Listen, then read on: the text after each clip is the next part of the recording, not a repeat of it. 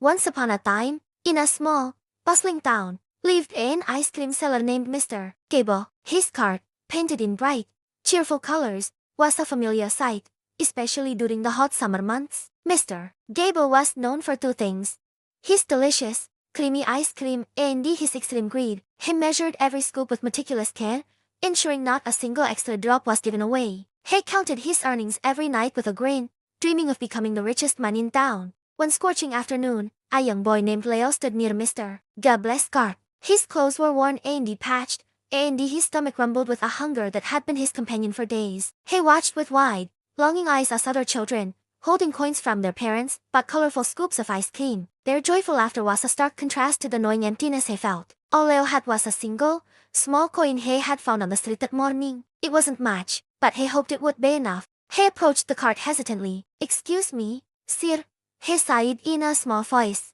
"How much for a small scoop of ice cream?" Mr. Gable glanced down at the boy, his eyes quickly sizing up Leo's shabby appearance and the single coin clutched in his hand. He scoffed. "A small scoop? That coin of yours can't even buy you a cone, let alone the ice cream to put in it. Now move along.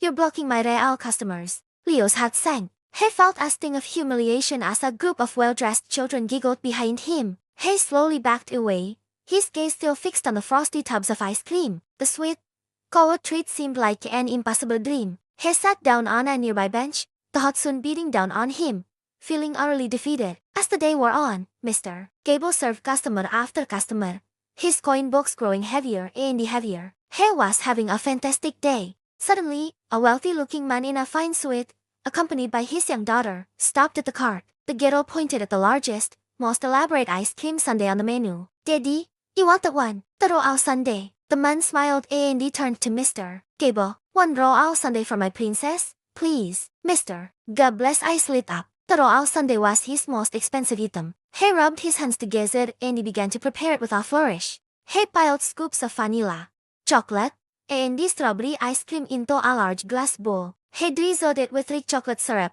caramel sauce, and a sprinkle of nuts. He added a dollop of whipped cream and, for the final touch, a bright red cherry on top. It was a masterpiece of dessert. "Here you are, young lady."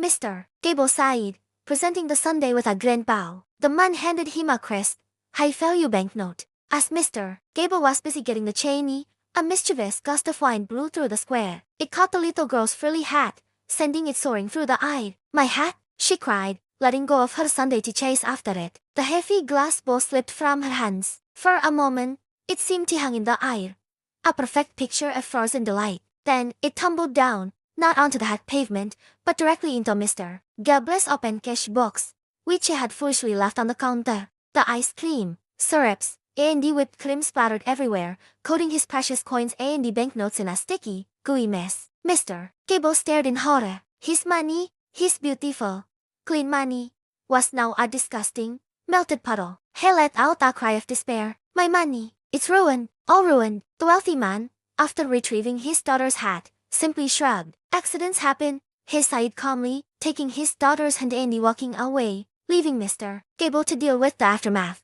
Mr. Gable frantically tried to salvage his earnings. He scraped the ice cream off the coins, his fingers becoming sticky and cold. The banknotes were soaked and tearing apart. It was a disaster. He had been so focused on making a huge profit from one salad that he had become careless and lost a significant portion of his day's earnings. From his bench, Leo had watched the whole scene unfold. He saw the shock and the despair on Mr. Gable's face. He didn't feel happy about the man's misfortune. Instead, he felt a surprising pang of pity. He walked back to the cart. "Sir," he sighed softly, "I can help you clean that." Mr. Gable looked up, his face a mixture of anger and shame. He saw the poor boy he had shooed away earlier, now offering to help him in his moment of distress. He was about to refuse, but something in Leo's sincere expression stopped him. Swallowing his pride, he mumbled, "All right, boy, you can help." Leo fetched a bucket of water and a cloth from a nearby public tap. He worked diligently, carefully washing each coin and laying the soggy banknotes out to dry in the sun. He didn't ask for anything in return. He simply worked quietly, his small hands moving with a gentle purpose. An hour later, the cash box was clean, and the money, while still damp, was salvaged. Mr. Gable looked at the boy, who was now wiping his hands on his worn trousers. For the first time, Mr. Gable saw not a nuisance, but a kind-hearted child. He felt a deep sense of shame for his earlier behavior. He had been so obsessed with money that he had forgotten how to be human. He cleared his throat. Thank you, son. You didn't have to do that, especially after how he treated you. He then reached for his cleanest scoop, dipped it deep into the vanilla ice cream tub, and created the biggest, most perfect scoop he had ever made. He placed it carefully on a crisp, fresh cone. This is for you, he sighed, holding it out to Leo. Leo's eyes widened in disbelief. For me? But I don't have enough money. Mr. Gable shook his head, a small, genuine smile forming on his lips. It's on the house. Consider it a thank you for your help. And an apology for my rudeness. Leo accepted the ice cream,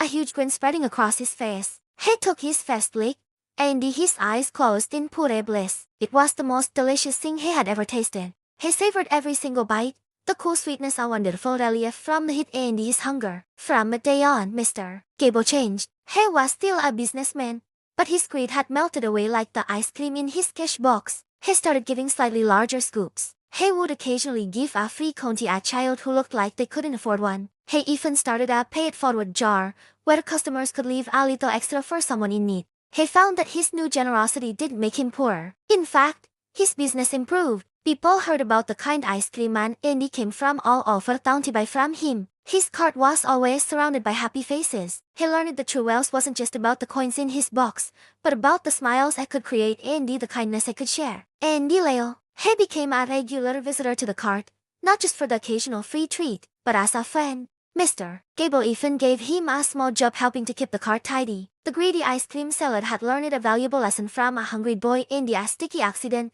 A spoonful of kindness is worth more than a box full of coins. The moral of the story is that greed can blind you as to what is truly important in life. A single act of kindness, whether it's helping someone in need or sharing what you have, can bring more happiness and reward than any amount of money. Thank you for watching this story. We hope you enjoyed it and learned something valuable. If you liked this video, please give it a thumbs up.